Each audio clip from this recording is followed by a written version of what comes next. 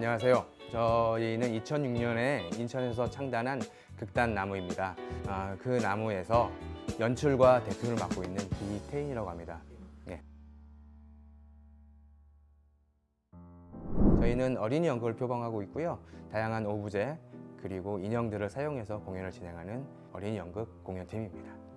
저는 92년도에 연극을 처음 시작하면서 다양한 장르들을 만나면서 공연을 진행했어요. 처음에 극단 사다리라는 곳에서 배우 작업으로 공연을 진행했었죠. 그러면서 98년도에 어린이 연극이라는 장르에 본격적으로 시작을 하게 되었고요. 처음 어린이 연극을 시작했던 당시에 이 어린이 공연에 대한 장르가 많지 않았어요. 그래서 저도 이 장르에 좀 더 전문적인 작업을 하고 싶었었고요. 그 이후로 어린이 연극을 통해서 만날 수 있는 다양한 인형들, 오브제들을 만나서 공연을 진행했었습니다. 그리고 2006년도에 팀을 창단해서 어린이 작품을 하면서 다양한 오브제들 그리고 인형들을 제작하고 작품에 녹이는 활동들을 현재까지 하고 있습니다. 2006년도에 처음 시작해서 현재까지도 공연하고 있는 거리 공연인 박스로 만든 그 로봇 폐품이라는 작품이 있고요. 신문지를 이용해서 만든 벨로시랩터의 탄생이라는 거리 퍼포먼스가 있고요. 하모니 인 헌이라는 5마리의 거대 곤충들에 대한 이야기인데 그 작품 또한 거대 오브제를 사용한 그런 작품들이고요. 무대 공연으로는요. 상상놀이극 얘들아 같이 놀자라는 작품으로 2006년도에 처음 시작했고 그 이후로 이야기하루, 괴물 신드롬, 잡히기만 해봐라 기타 등등의 작품들을 현재까지 진행해 오고 있습니다. 여기는 이제 2층이고 올라오시는 그 입구 왼쪽 오른쪽에 저희 그 다양한 공연들을 보관할 수 있는 창고들이 이렇게 있어요.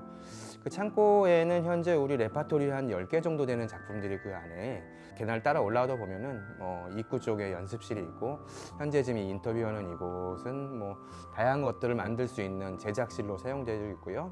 그 옆에는 기획실, 그러니까 여러 가지 기획 작업 및 여러 가지 회의들을 할 수 있는 그런 공간이고요.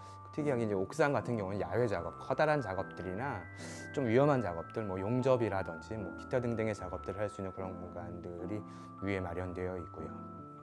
되게 발칙하고 즐거운 상상으로부터 시작이 되는 것 같아요. 그 시대에 가지고 있는 어떤 이슈라든지 혹은 여러 가지 이야기들이라든지 아니면 그때 그 같이 함께하는 예술가들이 갖고 있는 어떤 생각들이라든지 재밌는 상상으로 이야기의 소재가 탄생이 되고요. 그 작가와의 어떤 이야기도 있겠고 어떤 사물을 바라보는 견해도 있을 거고 기타 등등의 여러 가지의 방법을 통해서 작품을 살찌워가고 그런 것들을 종합해서 배우들과 최종적으로 많은 연습을 끝에 하나의 작품으로 탄생해가는 그런 과정을 겪고 있고요. 이 안에 가장 중요하다고 생각되어지는 것은 이 작품에 우리가 무엇을 이야기하고자 하는 건가를 항상 놓치지 않게 작업하는 게 가장 중요하다고 생각이 되어집니다.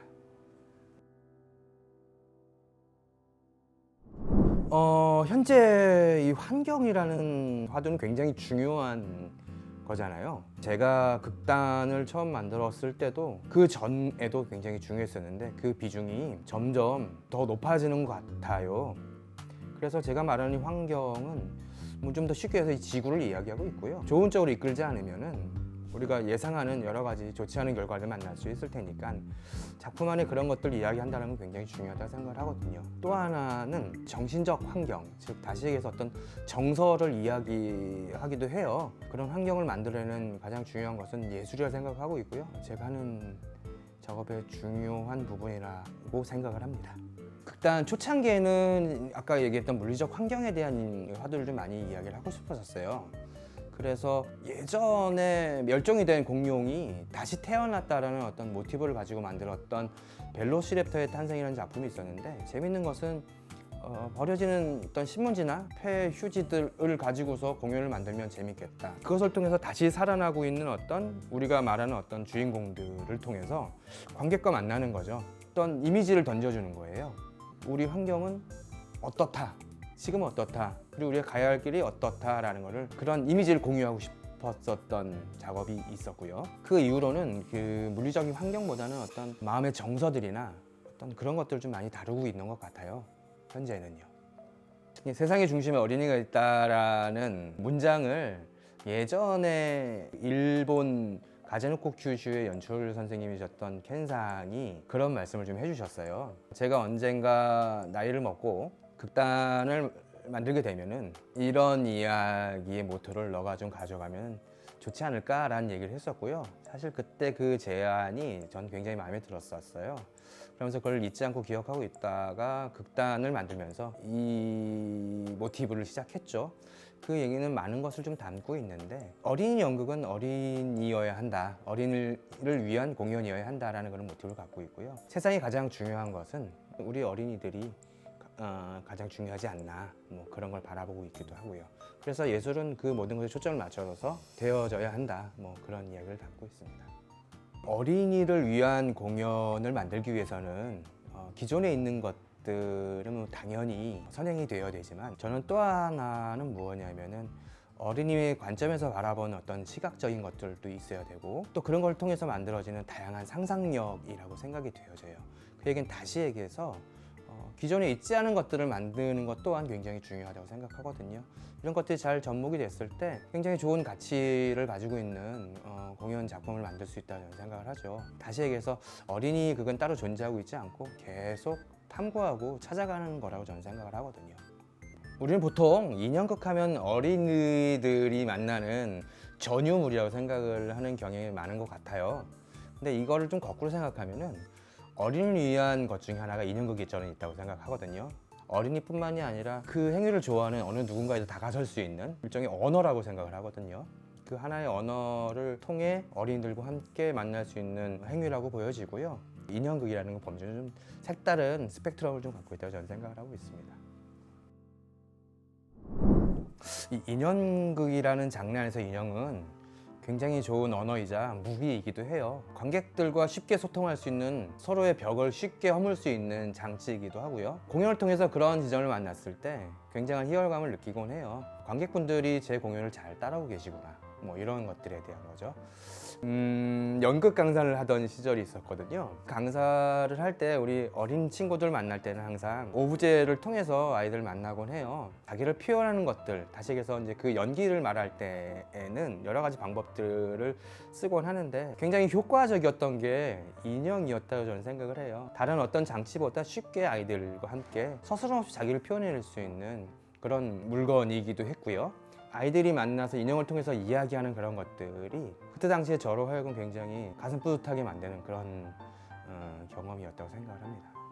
나에게 있어서 인형극이란 세상을 바라보는 안경? 그 인형을 통해서 세상을 바라보면 색다른 걸 많이 만날 수 있다고 생각을 하고 있고요. 실제로 공연 작품을 만들면서 그런 점을 경험할 수 있었고요. 결국 이 인형극 혹은 인형이라는 것은 하나의 장르로서 존재하고 있지만, 이것을 행하는 사람 입장에서는 인형극뿐만이 아니라 다양한 장르를 같이 만나야 한다고 생각을 합니다. 인형이 가지고 있는 최대의 효과를 만들어낼 수 있다고 저는 생각을 하고 있거든요. 예를 들어 신체의 움직임이라든지 어떤 소리에 대한 부분이라든지 어떤 연기적인 부분이라든지 그런 것들을 만났을 때 이 인형극의 효과는 훨씬 더 클 거라고 생각을 합니다. 네, 그래서 그런 부분들 또한 놓치지 않고 두루 관심을 가져주면 좋을 것 같아요.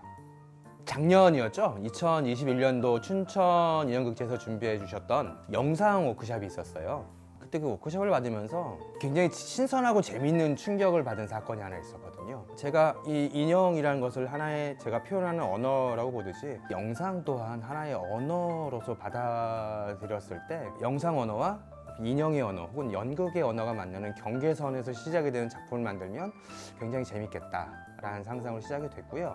정승진 작가의 라이카의 편지라는 작품이 있습니다.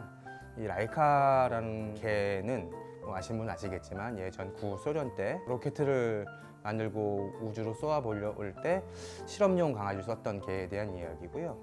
그 작품을 좀 전에 얘기했던 이런 구조로 만들면 좀 신선한 작품이 되지 않을까라는 그런 형식의 작품을 준비하고 있고요.